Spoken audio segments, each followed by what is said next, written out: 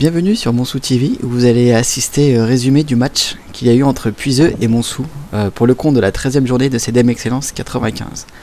Alors, joli terrain, belles installations de Puiseux.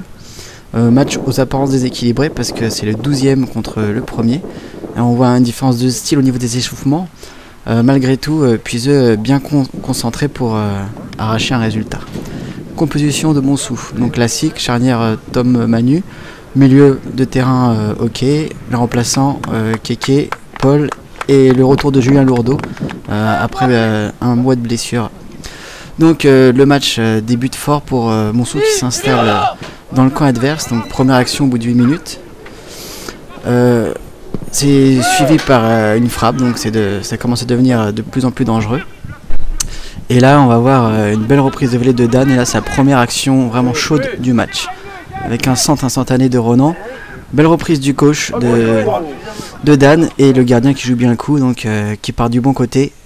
Donc pour l'instant qui évite l'ouverture du score. Donc là Montsou est bien parti. Encore, alors là, un face-à-face de Dan, la deuxième grosse action du match. Là il aurait dû avoir but, hein. Dan se rate un peu. On continue et là, grosse frappe de Guillaume, hein, bien lourde. Alors, il est bien rentré dans la balle a bien tourné. Malheureusement là c'est le manque de réussite. Et à partir de ce moment là on commence à avoir un peu peur à Montsou, peur que la réussite nous fuit. Et ça continue, bon là une petite frappe, pas vraiment une vraie occasion. Et là ça va se confirmer sur le deuxième poteau, arrivé par Kéké. Frappe aussi limpide que Guillaume, la balle qui tourne mais qui frappe le poteau. Et donc alors là ça commence à faire beaucoup. Deux occasions franches de raté, deux poteaux. Le match commence à prendre une mauvaise tournure parce que plus on rate, plus Montsou rate et plus Puiseux y croit et s'accroche au 0-0. Donc la deuxième mi-temps, même principe, donc domination de Montsou, un peu moins importante qu'en première mi-temps et surtout on commence un peu à douter là. Pareil, alors là, Paul qui avait réussi à bien dribbler le gardien, qui prend son temps pour redresser le centre, mais qui était trop court. Et à un quart d'heure de la fin, donc les esprits sont vraiment tendus. Dan lance Juju et libération, ouverture du score. Alors sur l'action, il y a peut-être Juju par la limite du hors-jeu, peut-être était-il hors-jeu. Au niveau des caméras, il n'y a vraiment pas moyen de trouver un bel angle. Mais par contre là on voit que Juju qui joue vraiment bien le coup. Moi ça m'avait pensé au but de Lilian Thuram de la Croatie France 98, sauf qu'au lieu de partir de la droite ça part de la gauche. C'est un peu la même feinte. Donc et là 1-0, Montsou souffle. Et 2 minutes plus tard le capitaine qui retourne d'un grand match, hein, qui est sorti et son retour sur le terrain de mi-temps s'est vraiment fait sentir, avance, frappe à l'extérieur de la surface de réparation avec un rebond et but doublé. Alors pour la petite histoire, Julien, vous voyez à droite, s'est fait et il y a eu un coup franc qui s'est joué rapidement. Puiseux s'était arrêté de jouer et donc Puiseux a considéré ce but comme une injustice parce que en considérant que Montsou avait joué alors qu'il fallait soigner le joueur blessé. Voilà, c'était un peu la petite polémique du deuxième but.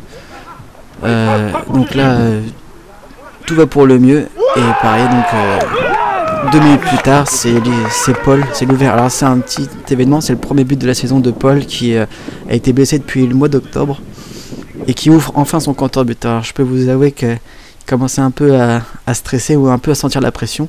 Là on voit qu'il bénéficie d'un mauvais contrôle de Juju mais qui rétablit bien la situation en offrant une balle de but sur un plateau à Paul. Donc à 3-0, vraiment Montsou se sent mieux et peut souffler. À tel point que le gardien fait grève. Donc là il voulait pas sortir et ça a déstabilisé Paul parce qu'il aurait pu marquer facilement, mais le gardien n'avait pas envie de jouer parce qu'il voulait montrer à ses défenseurs quel effet ça fait quand on arrête de jouer.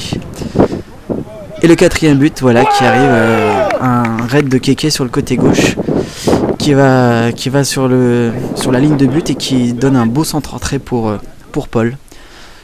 Qui n'a plus qu'à marquer du gauche, qui a bien négocié.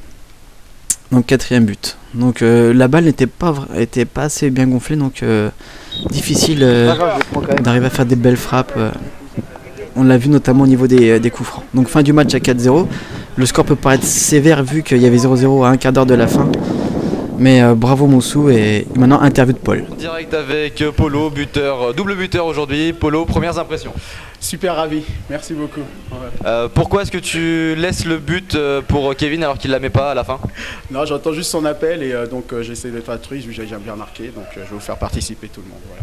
En tout cas, félicitations à toi Paul, et la vingtaine de buts. J'espère que les autres suivront, quoi, les petits bébés suivront. Voilà. Merci.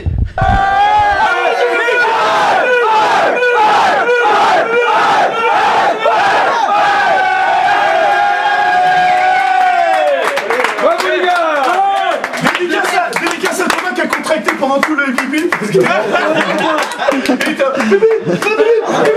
À son épilation.